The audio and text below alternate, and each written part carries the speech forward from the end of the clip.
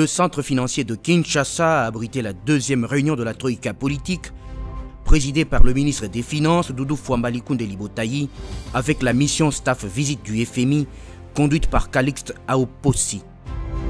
La mission du Fonds monétaire international est venue réaliser une mission préparatoire à la deuxième Nairobi. Et donc aujourd'hui, ils sont venus rendre compte aux autorités de la Troïka politique des principales conclusions de leur mission. Cette séance de restitution a marqué une étape importante après plusieurs jours de travail entre l'équipe du FMI et les différentes institutions congolaises. Objectif, préparer la deuxième revue du programme FEC FRD prévu en octobre, un rendez-vous décisif pour l'appui budgétaire attendu par la RDC. Ce qu'il faut retenir de cette réunion, c'est qu'ils ont fait un tour complet de la situation budgétaire ainsi que des principaux engagements qui étaient pris dans le cadre du programme.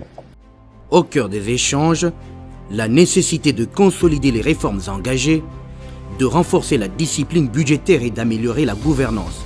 Le ministre a pour sa part insisté sur l'investissement dans les secteurs prioritaires afin de créer un environnement propice à la croissance et à l'implication du secteur privé.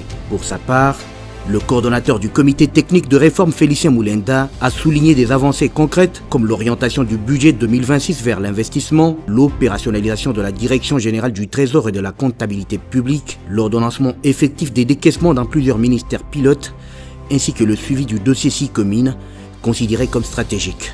Le ministre des Finances a été